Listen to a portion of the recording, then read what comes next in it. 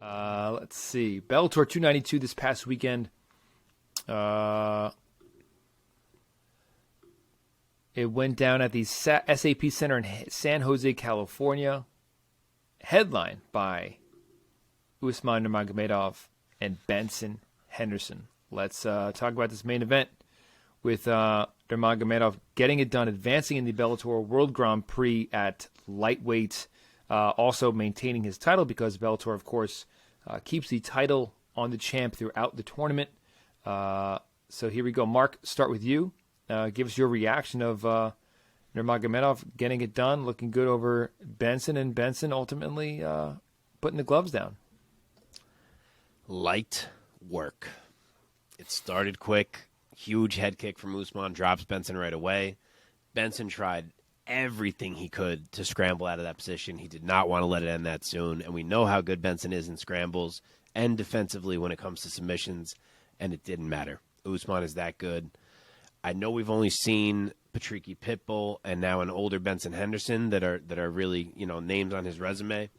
We will learn a lot more when we see Usman in there with like an AJ McKee or someone of that ilk as time goes on here. But, man, from what we have to go off so far, Usman looks like the real friggin' deal. To drop Benson like that, to calmly deal with the scrambles and the transitions and maintain control and tap him in less than a round is as big a statement as Usman could have made this weekend. Absolutely. Omar, your thoughts? Yeah, dog. That question mark kick, man, is probably one of the craziest things I've seen.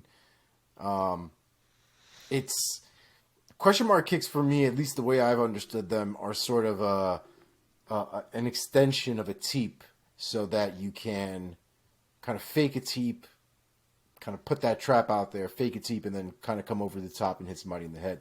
This dude faked a low kick and went all the way from low to high in one flick. Mm-hmm. I can't even go high, dog. That shit is crazy, you'll son. Get there, bro. That shit is crazy. To go from low to high like that with such dexterity, and obviously you can see how difficult it was because it took him right off his feet. He didn't even have his own balance in that kick. I also listened to the Benson Henderson interview. He had no idea what he got hit with. He had no idea. He all of a sudden found himself on the floor. It was fast. And you could see his reaction too. Benson Henderson just kind of reacted to himself being on the floor because he had no idea what happened. Just kind of turtled over and kind of tried to stay defensive. And to Nurmagomedov's credit, man, he's a beast. He jumped right on top of him, worked for the submission, and he got it. And, Benson Henderson might have been at the end of his career, at the twilight of his career. But to submit Benson Henderson in the first round in like a minute and change. Mm-hmm. Yeah. I mean, short of you telling me Benson Henderson hasn't trained 10 plus years, that's crazy. That's a crazy accomplishment. So good on Nurmagomedov. That's a hell of a feather. 100%. Yep. 100%. Absolutely. Let's discuss the career of Benson Henderson. And Mark, what do you make of this man's trajectory? Yeah, I don't know why. I didn't come prepared with a kind of retirement notes on him like I have with some of the recent guys like Shogun and Fedor. I mean, he's not quite their level, but the dude is a former champ, a WEC champ and a UFC champ. Was trying to be the Bellator champ, had some chances. It would have been cool for him, I'm sure, to have all three titles on his mantle. Unfortunately, it never materialized. But, if Benson was a bit before your time as a UFC fan, the dude was a stud. I mean, he has wins over Jamie Varner, Cowboy Cerrone twice, Jim Miller, Clay Guida. And this is when all these names were in their primes. Again, if you're a newer fan, you know these as kind of older guys now. These were top-of-the-heap guys. Frankie Edgar twice in title fights. Nate Diaz, Gilbert Melendez, Josh Thompson, Jorge Masvidal. The list goes on. Now, were some of these debatable split decisions that I myself at the time was pretty pissed about going Benson's way? Yes. But long story short, he's been in there with a whole bunch of killers. He has always been a guy who's so hard to hurt, so hard to finish, so hard to figure out. Always been an incredible athlete, represented the game well, was a marketable UFC champion for a time, beloved in the game, you never hear a bad word about Benson Henderson as a fighter, a friend, training partner, coach specifically, his gym. Those guys love him there. So, yeah, he's always been an intriguing character. Obviously, freaking all these fights he fought with a damn toothpick in his mouth, which is the most mind-blowing thing you'll ever hear. But, yeah, a good dude. A lot of good fights he gave us, and obviously he will be missed in the game. Omar, your thoughts? I gotta say, man, I think I rooted against Benson Henderson in almost every fight. Yeah. And it wasn't because I didn't like him. It was because this man fought everybody that I liked. I'm sure there were some fights here and there that I rooted for him, but like I was never gonna root against Anthony Pettis, especially back then. Are you kidding me? Surprised I didn't get fucking Pettis tattooed on my back. Like I wasn't rooting against him. And against Frankie Edgar, another one. I have a Team Edgar UFC Ultimate Fighter jersey. I ain't going against Frankie Edgar, especially back then. It was and he beat him. Same boat for me, man. Benson was the enemy. He was the enemy, but he was a good dude, man. It's not like I had any animosity towards him, but he was just sort of the villain of the story in the best way. You know what I mean? But he had great technique, man. He was never for me the best guy as far as the complete fighter was concerned. But that man was always down to scrap. That man fought guys that were significantly bigger than him at one point in his career. Oh yeah, and he beat some of them. Dude, he fought Korshkov when he came to Bellator, which was just fucking silly. Yeah. I mean, Benson Henderson's a beast, man. Like Mark said, they're the legends with the resumes of the wins and all this stuff, like the John Jones and stuff that I don't think he'll be at that level. But Benson Henderson to me is a legend for sure. I mean, he definitely put the WEC on notice, people on notice of the WEC, I should say, and won a UFC belt handily. And defended it multiple times. Yeah.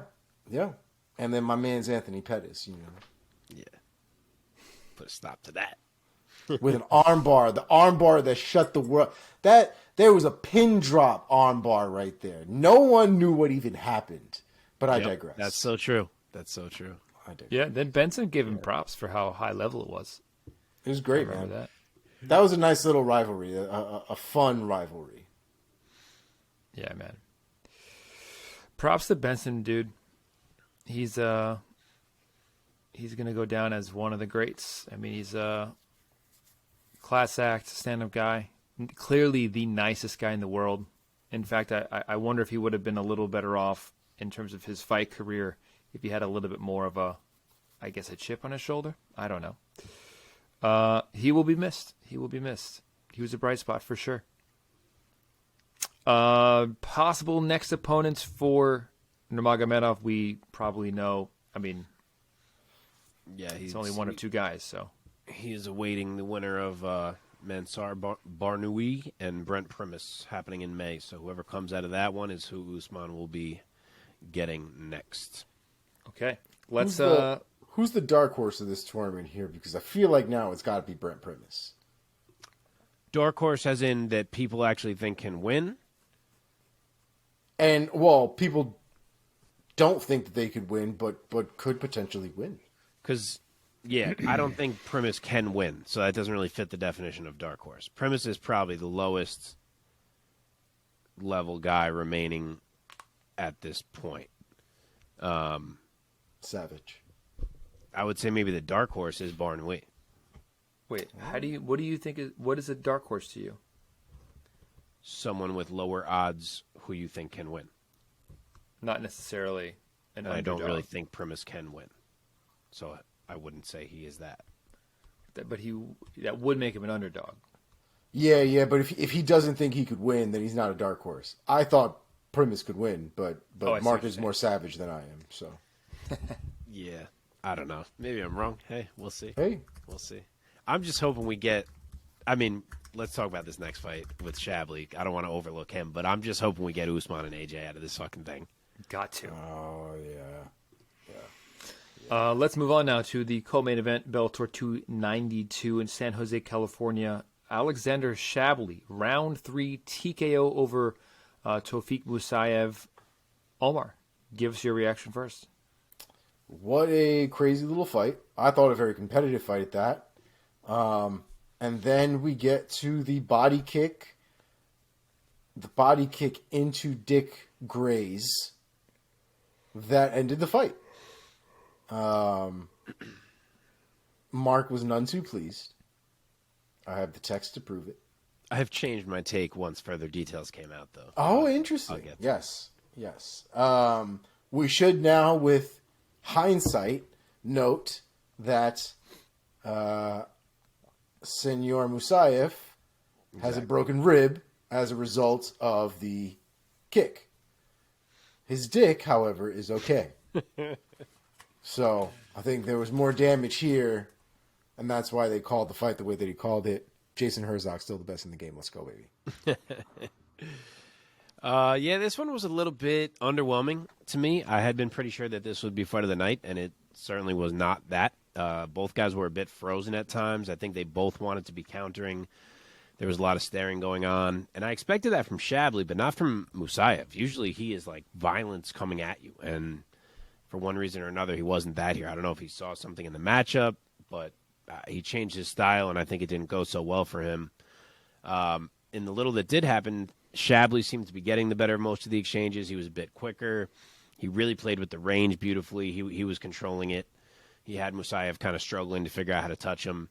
And then he lands that front kick to the ribs that ends up dragging across the cup on its way down.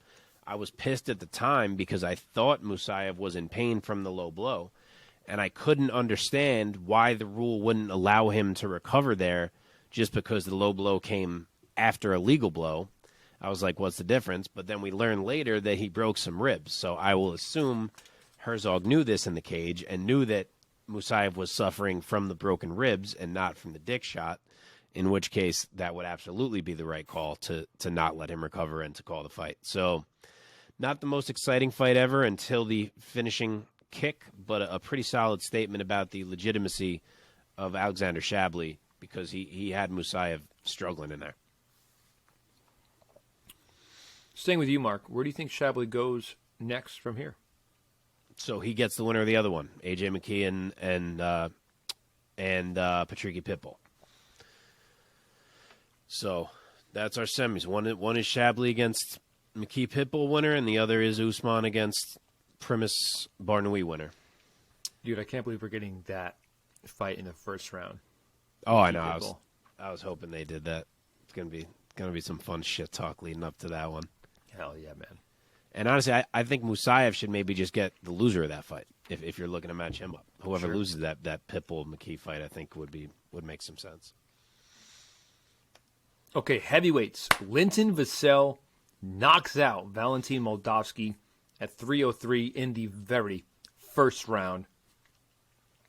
Omar, let me send it back over to you. Give us your reaction of Vassell getting Moldavsky out of there. It was well played, Mark. No, I didn't fucking pick it, dude. Oh, you didn't pick it? I thought you did pick it in the end. Kept saying that don't sleep on Vassell. He could absolutely do it. And you know the worst part? I even bet it. I bet Vassell TKO. And I didn't pick it on our fucking show. I'll get to it. But you go ahead. I could have swore, because I remember you making all of these good points about why Vassell was going to win, and I could have swore that's what you ended up with, but I guess not. Nope. Well, then I guess we all look like assholes then, because I don't think anybody picked Vassell. Nope. And even if I did pick Vassell, I really didn't think he was going to pick him by KO. But I got to say, man, he looked fantastic. He looked real good. And the ground and pound, you were absolutely right, was devastating. I mean, it got to the point where I don't even know if he needed that last shot to turn his lights out. I think we were good. We could have definitely stopped that fight before that happened. But, yeah, he looked bad, man. He looked real, real crazy. And Brian Bader, I mean, I can't keep talking shit about this kid. Brian Bader's going to have a lot to deal with Linton Vassell. A lot. Oh, yeah. Okay, Mark. What a friggin' performance from Linton Vassell. I knew this shit was going to happen, man. I felt it. Like I said, I even ended up betting on it once I saw the odds. I was like, I'm doing this. But like when we went to make the pick, I saw that he was a 3-1 dog or whatever, and I was a little surprised. Oh, wow. And then I started analyzing it, and I almost talked myself into why he was a 3-1 dog. And then I just fucking picked Moldavsky like an idiot. Should have just stuck to what I thought. This man is on a friggin' tear right now. He is fighting like a man who will not be denied. Moldavsky took him down twice in that first round, and he just patiently worked back to his feet both times. And then in a bit of a curveball, honestly, he lands a huge right on the feet, which I wouldn't have predicted, that drops Moldavsky. But from that point, it is academic because, as Omar just alluded to, I've said this before, that is one of the last guys that you want on top of you in MMA right now. He is a friggin' murderer from top position, and he put Valentin Moldavsky all the way out. Give this man his title shot. Bro, his shots come from like the top of the goddamn Empire State Building, and then he just slams it right down, whether it's an elbow or a hammer fist. Like he's going all the way up and all the way down. It's terrifying. Yeah. Terrifying. He's long, he's strong, and he has great posture when he's on top. Yeah. And strong hips, all of it. Yeah. Yeah, dude. Okay, one more for Bellator 292. The welterweight division, Michael Venom Page, round 1, TKO over Goiti Yamauchi. Mark, let me start with you this time. I've never seen something like this before in an MMA fight, in any fight for that matter. Give us your reaction. Yeah, not much to analyze here. This one was over about 10 seconds after it started. The second strike of the whole fight was MVP's shin slamming into Goiti's kneecap, and Goiti's kneecap cratering. I don't know what the actual injury was. I meant to like look it up and see what truly did happen to him once doctors were able to look at it. But visually, what happened to him is that his kneecap cratered. So that is the second time that MVP has shown us like bone cratering power. The first was against Cyborg Santos's head a few years back. But man, for any shortcomings that MVP may have, he carries some scary danger. And this may have been a bit of a freak thing, but it's a big win for MVP. He needed it because a loss could have really sent him the other way. And now the win, I believe, is going to get him one more shot at a Bellator title. Omar. So real quick, just to give you an explanation, a slight explanation from somebody who is not a doctor or any kind of medically trained individual. Would that be you or someone else? No, it's me. It's me. He had a patella tendon rupture. So basically, does that suck the kneecap back when that happens or something? So there's a part of the kneecap called the patella, which is literally that front cap on that very, very front cap that's held together on one end by the quad tendon, a quadricep tendon. And then on the other end of it, on the bottom side of your kneecap, there's something called the patella tendon that holds the patella in place. Huh. That patella tendon went kablooey. And his fucking kneecap just floating now. It's just there. There's nothing holding it together. So his kneecap got cratered. I'm basically a doctor. Goiti is kind of fucked. That's a really bad injury. I don't know how that's bad. I don't know how that's going to work. Bizarre. I'm not even sure you can credit Michael Venom Page. I'm not even sure he meant to do that exactly. Maybe not exactly, but I think the heat he throws with had something to do with it. Sure. I will say this. Had Michael Venom Page kicked that man's knee 3-4 inches lower on his leg, on Michael Venom Page's own leg, we would have seen Michael Venom Page's foot evaporate. Stop. Just for anybody watching that, please don't kick low on the leg. The higher, the thicker the bone, the worse it will not be for you. But yeah, patella tendon gone. God. But yeah, I think we're going to see Yaroslav Amosov get announced against Jason Jackson in the somewhat near future, and I I kind of think MVP is going to be sitting there and get the winner of that fight.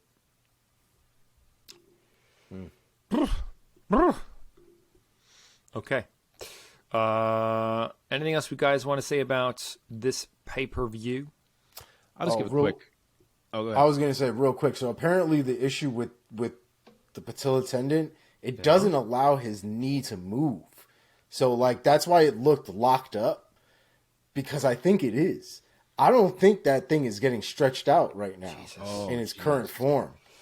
So I'm assuming they figured, I'm sure they took him to the hospital and they did whatever they had to do, but I don't think that dude is actually able at this point to straighten his leg out. Jesus.